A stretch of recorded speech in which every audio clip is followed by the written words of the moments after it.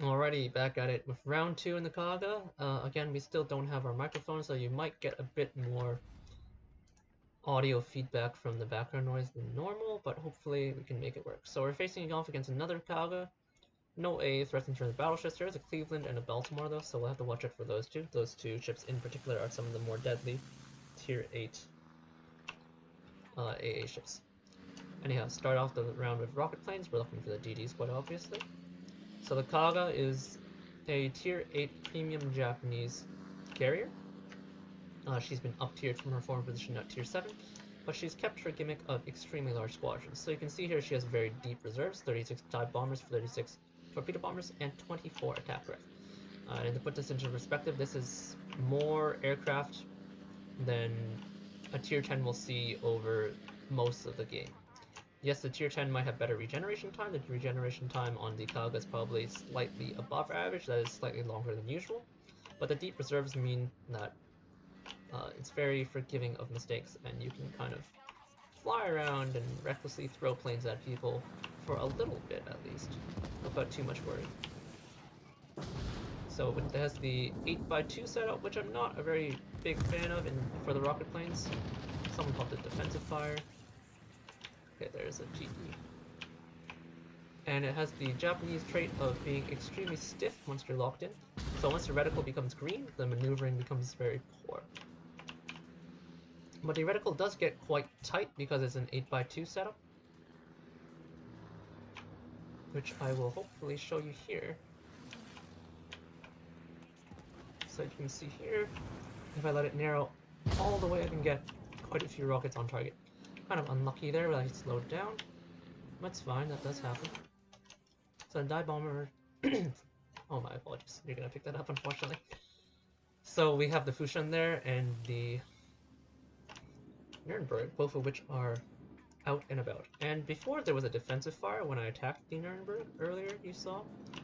And that was probably the Nurembergs, I want to say. It might have been the Clevelands, but it didn't feel that impactful on my Tier 7 attack planes. Oh, the planes are down tiered, by the way, similar to the Enterprise, but unlike the Enterprise, which has fast regen, instead we have long-ish regen, not excessive, but long-ish regen, and enormous numbers of planes.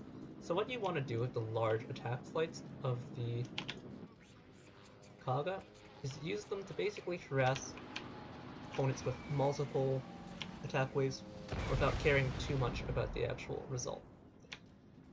So while you might see me pre-drop waves against heavy AA targets in the Kaga, I'm somewhat less inclined to do so because of the large reserves, in order to preserve the spread of AA damage over the entirety of a squadron.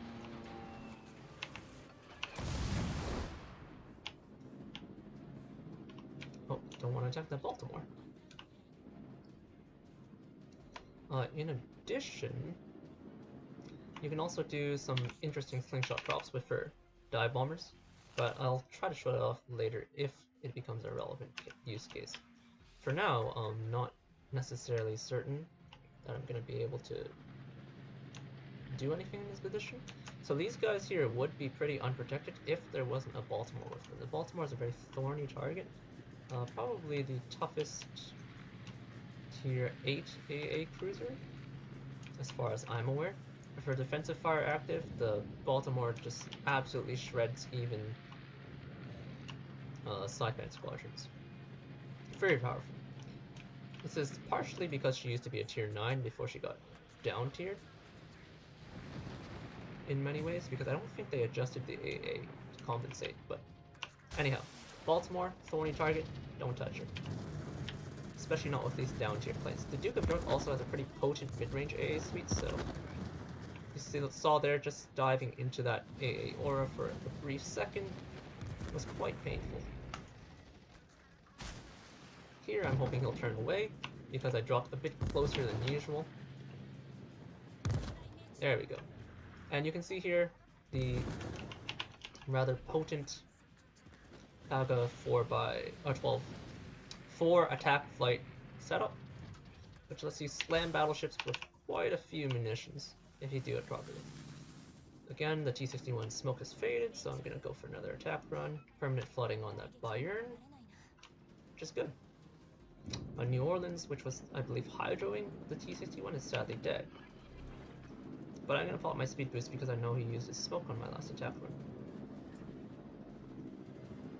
And my concealment here, which is bolstered by the fact that I have both concealment expert on my captain and the concealment module,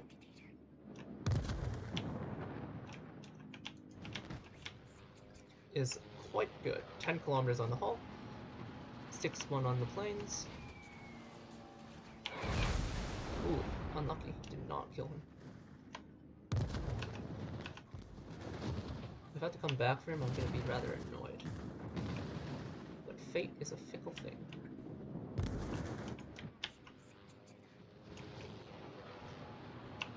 So here with the Kaga dive bombers, you'll note that they're HE, unlike many of her of the other Japanese counterparts, which have AP DBs.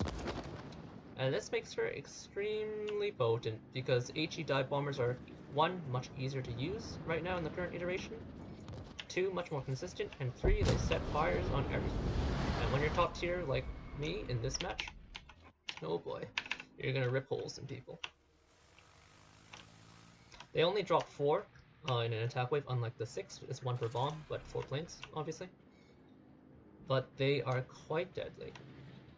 They don't do as much alpha as as much raw damage as American HE dive bombers, but they're more than serviceable, and they're on a pretty fast plane hull. So I was going to attack the Duke of York, but here I'm going to attack the Monarch. Both are exposed. One is slightly closer, and one is higher tier. And one is also taking damage. And what damage means is that his AA mounts are going to be somewhat less capable. Okay, I was gonna attack the Monarch, but the Duke of York is now presenting a more favorable attacking. So we'll start here. He appears to be turning in and slowing down. That's fine. He might still eat one. Looks like he's gonna eat a bow torp. So he slowed down there, which juked me. That's fine. But slowing down only lets you dodge 1 set of torpedoes when you're a battleship, because you're not that maneuverable. Which means that it's kind of hard to start your engine again. So you saw there, he dodged my first set by slowing down, but this time he's going to eat 3.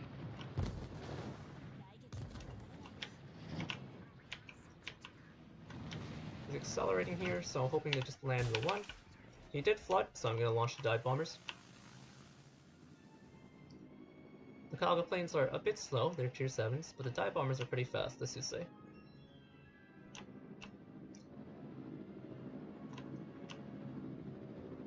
And yeah, we're just working down the BBs, but you saw I was bullying the tier 6 destroyer there earlier. And this is top tier Kaga. There's just nothing can really harm your tier 7 planes. Your squadrons are enormous, so you get multiple attacks off. And you don't care about making aggressive attacks because your reserves are just so deep. Like, I think I lost half of my last torpedo bomber squadron, something like that. And I just don't care because I have 29 more torpedo bombers in reserve. That's 2 more full squadrons and then some. So I'm not going to get a perfect angle on my first drop here for the Duke of York. That's fine. I'll look around back, looking for my fire, got my fire. So the Duke of York has some pretty nasty mid-range AA, so you can see her here as a more AA specialized battleship, for tier 7 anyhow, damaging my tier 7 planes. That's alright. Plenty more where those came from. So here they're red now, so there really is no point in attacking this one, so I'm going to try and fly out. Alright, one extra plane. Gonna make it back to the carrier. Not bad at all. So we got our permanent fire ticking. Just gonna keep harassing him because we know that the damage control is on cooldown. Okay, he appears to have damage control, that's fine. We'll attack him with 3 attack flights of torpedo bombers. The first pass is gonna have to be head on because I don't have a good approach angle from this side. That's more than alright. I get the nice, slightly focused attack pattern, similar to the British torpedo bombers once you let them focus. So this should be perfect. I'm just gonna drop quite a bit in advance. My torpedoes have 4 kilometers range because I'm taking torpedo acceleration. They do have quite a long arming distance. You can see it took them a fair bit of time to arm. dodge. Okay. However, they're extremely fast. At I think 60 something knots. So 55 knots for an aerial torpedo is extremely quick. And there I broke an engine, which may or may not prompt it to engine control. Just gonna drop immediately out here and relaunch my dive bombers. Keep up the pressure. I'm gonna pressure the knives now here, and also defend the wire. Okay, so he dropped a fighter to dissuade me, but his fighter got dropped instantly by the allied AA of the Bayern. Fighters are rather squishy.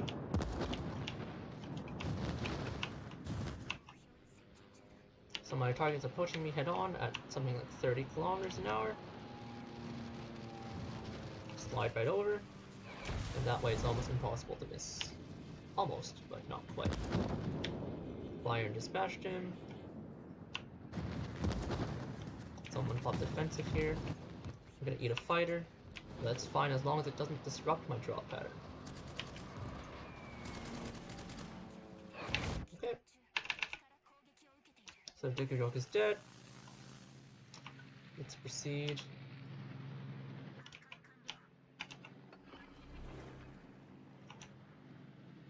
So the problem here in this game is that my team doesn't have any caps, so even if I can kill all of them, we're still gonna have our work cut out for us. So I'm gonna have to start moving towards the caps, because we are going to need cap pressure. I have a useless guy at it who decided that would be a good idea to hunt the CV. That is not a good idea, by the way. It takes forever. CV will more than likely kill you, especially when you're a tier 6 carrier, or tier 6 GD, and it's a tier 8 carrier. And it's just an inefficient use of your time. It's always been inefficient. It might work at, say, tier 4 or something, but once you get up here, CV hunting is not really a thing any longer. Dropping ahead of the Miyoko, he's in a hard turn, so he's going to dodge some of the torpedoes. That's fine. 2 hits is more than enough to inflict heavy damage. And now that he's in that hard turn, this should be an easy drop. Don't wait on your drops. I'm just gonna slide over this way slightly, because I don't want to quite get detected. Again, the Miyoko tier 7 versus my tier 7 planes with no defensive fire means, and the fact that he's not AA specialized more than likely, means that this is gonna be an easy drop. Should get at least 2 drops here. 2 chances instead of lethal fire, or just to kill him like that. And now I can safely proceed into the cap. So here it's important for me to get into the cap because my team's bleeding points. So we are winning. We're killing ships. But ships don't matter if you have no caps. My BP over there is capping, but once the Lexington, or rather the enemy Kaga, finishes with the DD that's harassing him, he's going to be able to come unabated. I'm going to drop a fighter here just because I want to keep him spotted. I want to know where he rotates to. And here I'm making my 3rd attack.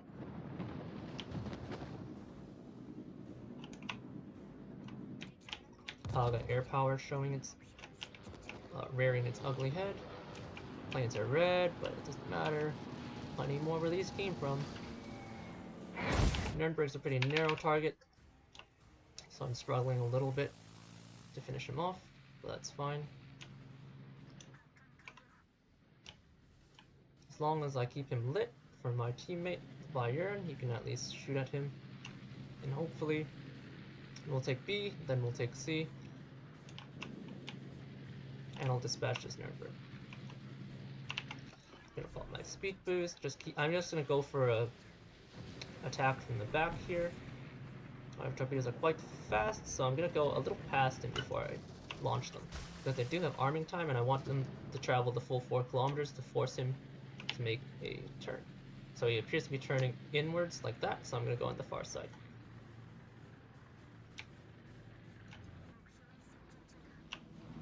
This time I'll approach from the front. Drop early, make sure there's room. Even if I don't hit him here, making it difficult for him to maneuver. So he turned out to dodge to the last set, and he's going to eat a torp.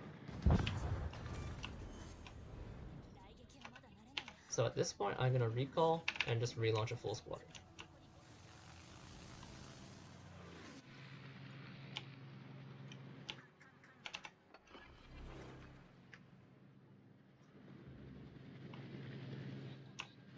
My team is taking the cap point, the Baltimore is hiding, so I'm going to help the Knives now out. Oh, never mind, he died. To Massachusetts secondaries of all things.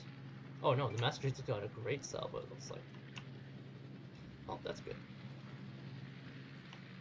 So now it's just the Kaga, who is quite low, getting harassed by his guy there.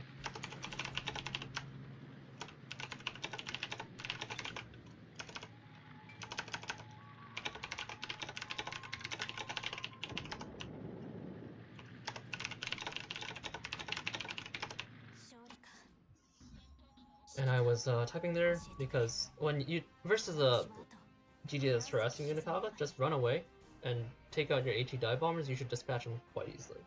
Yes, GDs are kind of difficult to hit with dive bombers, but because of their small size, but he's not that small. Just gonna take this off. So a pretty plain game, under 27,000 damage. I'm top tier, so it's not anything impressive at all. 18 torpedo hits, 18 bomb hits, 8 rocket hits, 3 kills, 5 fires, 5 floods, 8 defended ribbons. Brief look at the team score. 2000 basic speed. Very nice game from the Massachusetts. Thank you for the hard carry, sir. So if we go to the detailed report, 100,000 alpha damage and 20,000 dot damage. Dot damage it's gonna vary from game to game. You're not the best at setting dots, but you're not the worst. 5k from rockets, I only used them once, so that's not even too bad. And then the distribution between rockets and bombs and torpedoes really kind of shows. The torpedoes are the primary weapon of the Kaga. The dive bombers are no slouch, but they're less potent in comparison to the 12 torpedoes that you can drop. Yes, the torpedoes on the Kaga don't hit very hard, about 5,000 each, give or take, and they can be somewhat difficult to use against light targets. They have a very long arming distance, and long arming distance increases the difficulty of hitting maneuvering targets. So versus cruisers in particular, DDs hitting them is going to always be a bit of a wash. They're going to need to screw up. Yes, you can cross drop them, but it is somewhat difficult. But when you have HE dive bombers, that's not a problem. You can just send HE dive bombers after them and remove them from existence. But torpedo bombers, you saw, even though you're dropping 4 per wave, you're often going to only be landing 2 or 3, but that's fine, because you have so many planes to throw at people here. You can see here I lost 21 dive bombers, 9 torpedo bombers, and 4 attack planes. And that essentially didn't impact my reserves at all, and that's due to the Kaga's large reserve size. So here, if you go back to the port view, if the recording would cooperate, okay. So here we have a nice, good look at the Kaga. I'll just accept that, but minimize that for a second. So we have a nice, good look at the Kaga. She's an extremely large hull, but because she's able to take, she only has 9.9 concealment, and this is because I'm taking concealment on my commander as well as in my modules.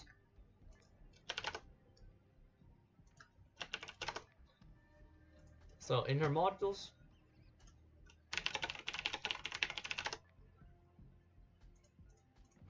sorry about that. So in her modules, you take the 2 first standard plane upgrades. I take torpedo bomber at modification 1, as I explained in previous videos.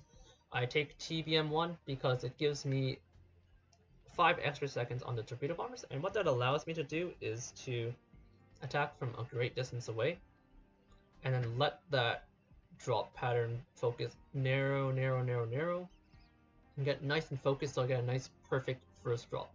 And also if I decide to switch targets, this gives me extra time to move around between targets with the 15 seconds on the arming time. In slot 4, I'm taking TBM 2, as I mentioned earlier. You are a torpedo bomber focused carrier, and unlike the rest of the tier 8 premiums, I'm taking Concealment System Modification 1 instead of Flight Deck. Or Flight Control Modification? Yes, instead of Flight Control.